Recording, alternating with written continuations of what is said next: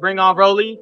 You know, he part of PBC. We already ran it once with PBC. I didn't get my get back. I'm going to beat Rolly, and we're going to have... Ryan Garcia has been relentless in taunting Rolly Romero as their fight approaches. He has called Rolly the easiest payday of his career and publicly mocked him as a clown who doesn't belong in the same ring during a recent... Even joked that he'd have more trouble sparring with his trainer than handling Romero. Is a tremendous fighter. He's a tremendous fighter. The only people he cannot be happens to be myself, Gervonta Davis, and depression. So, In another jab, Garcia went on social media posting, "I'm bringing the broom on May 2nd sweep time," implying total domination. He didn't stop there. Either Garcia went as far as to say that Romero's style is predictable and that Rolly's best shot is to pray for a miracle. Romero, not want to back down from trash talk, responded by calling Garcia all Instagram. No substance, he claimed Ryan's. Fame has more to do with his social media presence than his boxing skills.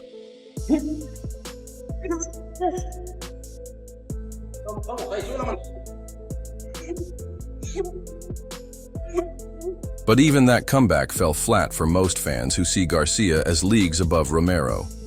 In talent and skill, the constant back and forth has created a powder cake atmosphere. For the May 2nd bout, Oscar De La Hoya, Garcia's promoter, has fully embraced the tension, calling it the most anticipated event in boxing this year. He went as far as to say that Cinco de Mayo weekend in New York will surpass everything fans have. He's gonna fight Rolly, accept the bout with Rolly. I give him $200,000 cash if he beat Rolly. Now, once he lose to Rolly, I don't want him to ever say Tank name again. Ever seen before in the sport, De La Hoya hyped up the event as a historic throwback to the days of boxing legends fighting in outdoor arenas. In places like Yankee Stadium, the Ryan Garcia fight against Rolly is going to surpass everything you've ever heard of, anything you've ever seen. De La Hoya declared it's going to be monumental. He's ready to go. I'm very feel right now. I'm very feel. Do you feel a little disrespected? Because everybody says if he wins this fight, he's going to Haney immediately. So do you feel like you're getting a little looked over? My daughter's on my undercard. What weight is the fight out, bro? De La Hoya's excitement may sound convincing, but die-hard boxing followers are rolling their eyes. The reality is that Romero has already been knocked out twice and didn't look impressive in his last fight against Manuel James Garcia. On the other hand, is at the peak of his career, making this matchup feel more like a mismatch than a legendary showdown. The undercard doesn't help either. Devin Haney is set to fight Jose Ramirez, who's coming off a loss to Arnold Barbosa Jr. Fans are lukewarm, to say the least. Situation. I see that's the most tension. Is there real beef there, or is it just you want to get ahead and you see him as a guy that you sparred a lot and you feel you should be in that position? No, I want to chop that kid's head off. Why? What's De La Hoya supposed to do? Admit that it's a one-sided card my guy's in a crap fight against. A clown of an opponent on a Suso card isn't exactly a winning sales pitch. His job is to sell tickets and promote his fighters. And that's what he's doing, to De La Hoya's credit. He's at least trying to add some prestige to the event by referencing boxing's past and hyping it up as an unmissable spectacle. I mean, I would say Pitbull Cruz is a more difficult fighter than Ryan Garcia. Wouldn't you agree? He's much more durable. He punches. He's aggressive. Ryan Garcia would run like a turkey. I think they'll definitely be able to sell a lot just because they both got a unique personality per se. Still, some boxing insiders think De La Hoya is simply stirring the pot. This is a classic promoter move. One fan tweeted, "Hype the fight, talk it up like it's Ali Frazier, and hope no one remembers that Rolly got code twice before." Interestingly, the Haney versus Ramirez matchup has drawn more curiosity than excitement. Haney's last fight ended with him taking a brutal beating, and fans are eager to see how he responds. There's a chance he could fold. Under pressure, fans are already speculating that Haney may not have recovered mentally or physically from his last defeat. Rematch with Ryan Garcia, is that something that's like, man, I gotta get that back? He was right here, I get it back right now. Because it's just, you know, if somebody did you like that, you want to take it, because I did that already. If Ramirez has anything left in the tank, he could very well end Haney's run for good. Haney's team, however, is adamant that the fighter is ready to bounce back. Oscar De La Hoya also hinted that Isaac Pitbull's Cruz could have been an opponent for Garcia, but Cruz turned down the offer because he was already committed to another fight. Maybe next time if Ryan Garcia wins against Raleigh. De La Hoya said we're always trying to make exciting fights. Fans were quick to point out that Cruz would have been a far better matchup for Garcia than Romero.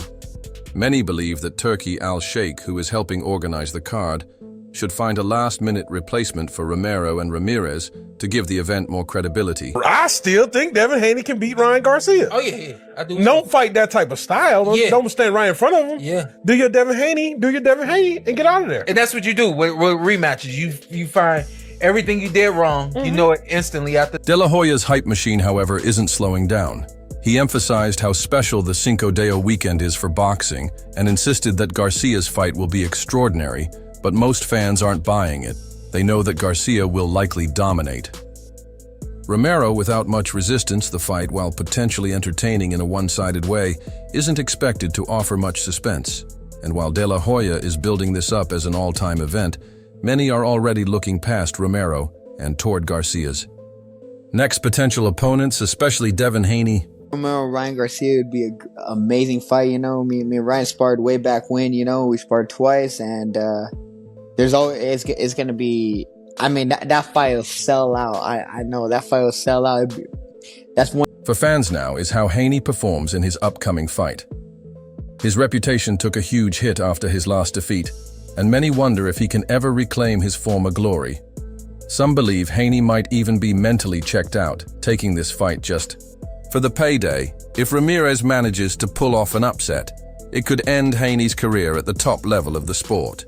In the end, De La Hoya's job is clear. Sell the fight, keep the hype alive, and make fans believe this is a must-watch event. Whether it lives up to the billing or not, the real question is whether Haney can survive his fight and whether Garcia will move on to more serious competition. I hope he keeps training with Derek James. It was a good performance. Yeah, he won. Yeah. He stopped Jordan. Yeah, he was a great performance. Either way, fans are ready for the drama to unfold, but it seems this is what is happening. Ryan Garcia's decision to reunite with Eddie Rosso has worked a lot of buzz, and not all of it is positive. While some fans are excited about Garcia returning to the coach who guided him to one of his best performances against Luke Campbell, others see this as a chaotic move. Another chapter in the never-ending story of Ryan's inability to stick with one trainer. His departure from Derek James after just 2 fights has left many wondering if Garcia's real issue isn't about trainers at all, but something deeper. Be honest, man. Tank's toughest opponent by far has been me. Me and him are gonna run that back. I'm gonna get my world title May 13th, and then me and him gonna run that. What happened? Come back to get him rolling. Tank had him from the beginning. I'm not saying about the dog game prior to that. I could see what's going on. Garcia's time with Derek James seemed promising at first. James, known for his non-nonsense training style and ability to mold elite fighters, was expected to elevate Ryan's game to the next level. Yet the partnership fizzled quickly. While Garcia did notch a victory over Oscar Duarte and his knockout of Devin H.A. was impressive, critics noted that Ryan's performances were inconsistent. Some felt he looked too dependent on his signature left hook and lacked a clear defensive strategy. Many boxing insiders have raised eyebrows at Ryan's constant switching of trainers after parting ways with Joe Goosen, who coached him through fights with Dante Davis and Javier Fortuna. Garcia jumped to Derek James, only to end up back where he started with Rosso. It's becoming harder for fans to ignore the pattern. Every time something doesn't feel perfect, Garcia changes coaches instead of addressing the root causes. Ryan Garcia versus Teofimo Lopez at 147 makes sense. I got Teofimo Lopez. I think he beats Ryan Garcia. The way Ryan could beat him is by... I hope. He keeps training with Derek James. It was a good performance. Yeah, he won. Yeah, he stopped Jordan. Yeah, he's a great performer. Garcia's father, Henry Garcia, has defended the latest switch. According to him, the move back to Rosso isn't a knock on James, but more about comfort and positivity. There wasn't anything out there in Texas. As far as what happened to him, Ryan last year wasn't as positive as it was here, Henry said. So why go somewhere negative when you can switch it? Around this comment alone stirred controversy, as it hints that Ryan may have felt out of place in Texas. Critics have pounced on this, accusing Garcia of not wanting to be pushed too hard. Down the line, you'll see. It's gonna be one of the biggest fights in the history of boxing, if not the biggest fight in the history of boxing, and you'll see. You think he's got more skills right now than Devin Haney? This Ryan Garcia? Yeah, fuck yeah, what the hell? Ryan Garcia is like the fucking, man, people don't realize that the motherfucker punch harder than fucking than Devin. I think he punch harder than Tank. Henry also added that being back in Southern California, closer to family and familiar surroundings, has put Ryan in a better mental space. While this may make sense on paper, some fans believe it's just an excuse. One Twitter user bluntly commented, "Ryan Garcia doesn't need another trainer. Needs discipline. Changing coaches every few fights won't fix that."